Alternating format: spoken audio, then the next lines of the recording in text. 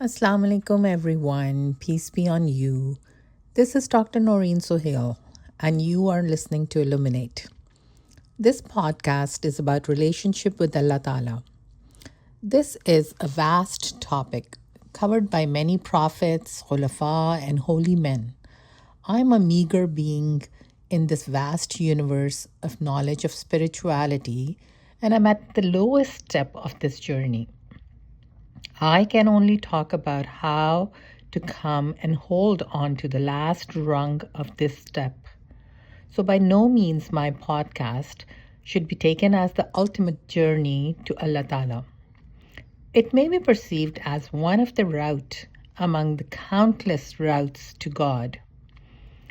In my view, the first and foremost is the intention, the wish to build a relationship with Allah Ta'ala. However, there is a prerequisite to intention. Without this prerequisite, the intention is like a wind. It comes quickly and goes away faster than that. This prerequisite is understanding the need to come closer to God. In each era, there is a different need, but the common theme throughout has been and always will be to find inner peace. Allah Ta'ala is eternal peace, and we will find the eternal peace once our souls are linked with Him in the hereafter. If we reflect upon ourselves, we will see that Allah Ta'ala has given us so many successes. We have been blessed in numerous ways. There are not enough hours of the day to count our blessings. Some of us have financial stability, some have health, some have education, others have loved ones. Yet, mental health illnesses are spreading like a pandemic. There is hardly a household that does not have one or more members suffering from one or multiple mental health illnesses. Anxiety, depression, addiction, attention deficit, stress, etc., have become norms of the society. Whether they are clinically diagnosed or not is not relevant.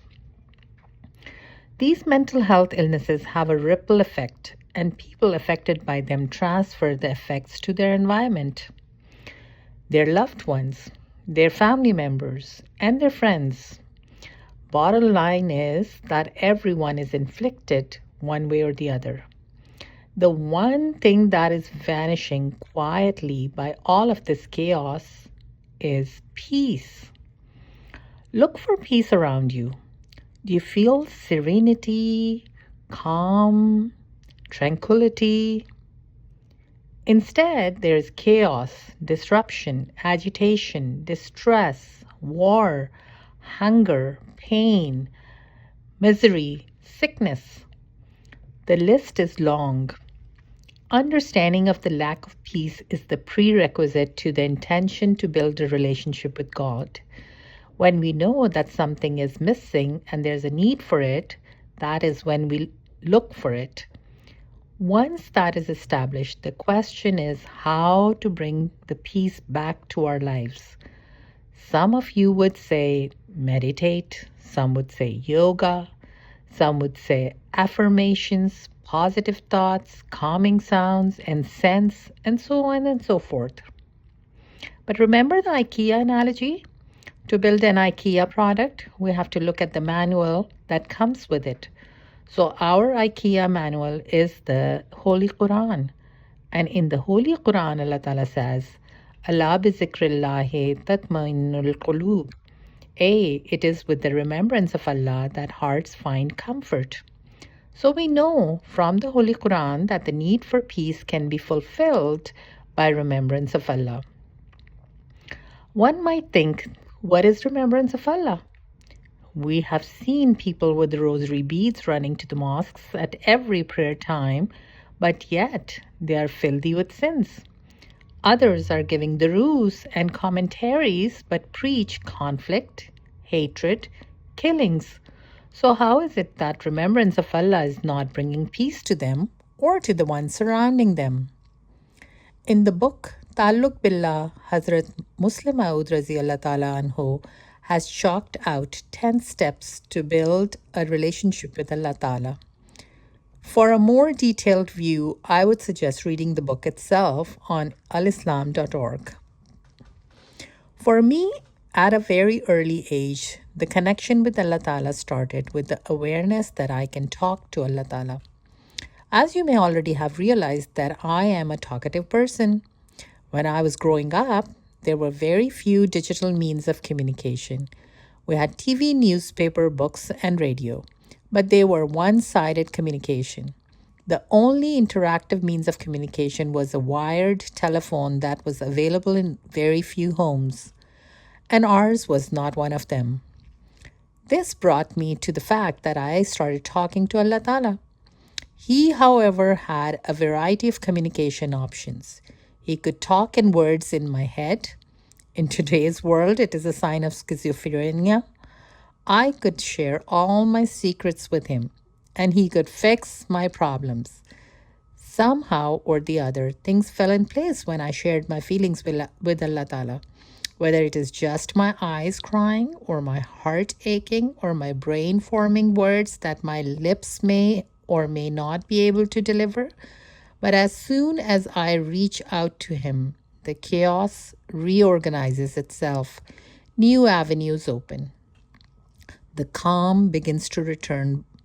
By the time I was in mid-20s and a mom, Allah Ta'ala had become my best friend. I have always been very weak in my 5 daily prayers. I offer them religiously, but my focus is diverted several times, and so I knew that their quality was low, and I feared that they would not be accepted in Allah Ta'ala's eyes. This led me to think about how can I become his best friend, as he was already my best friend, but does he consider me as just one of his creation, someone who he created and forgot? Or did I make it to his list of beloved people? Remember my analogy of WhatsApp? People who communicate with you show up higher in your WhatsApp. I wanted to be higher on his list. In this quest, I looked for things that would please him. Would helping my mom please him? Would being kind to a friend please him? Would being gentle with nature please him? Would charity please him? And after every task, I would look up to him, trying to see his pleasure, visualize the kind, generous smile on his face, experience his warm hug. Whether I really saw something or was I just imagining in my head is questionable. Slowly and gradually, I developed a relationship of trust with him.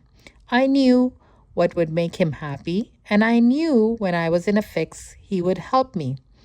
This one thing that happened, though, was that I got in the habit of checking with him all the time. Many a time he responded with the feeling of peace and comfort in my heart. Once this became almost automatic, I started looking for other things that would please Allah. You see, I was getting addicted to the peace in my heart, to his responses to my prayers, or to the chant in my head. So much so that I sometimes used sarcasm or humor to talk to him, as if I was talking to my friend. And I could see him in my head, laughing and nodding at me, as if saying, I know you're just joking. In my view, the relationship with Allah Ta'ala is the easiest and lasts eternally. It is easiest because he loves us unconditionally. He's merciful and forgiving. He forgives and sometimes even erases our past sins, never to mention them again. He loves us unconditionally. He does not say, now that you are in pain, you remember me. He's always welcoming, always happy to have us back. All we need to do is work on ourselves to connect with him. And even in doing so, we can seek his help. This connection, this bond with him can form any time in our lives and can solidify instantly. This, however, should not stop us from forming it early, as in return we get eternal peace. Stay peaceful. This podcast is a humble effort in gratitude to Allah Taala. It is based on Dr. Naureen Sohail's observations, personal experiences, thoughts, and learning while navigating her own life as a Canadian Muslim.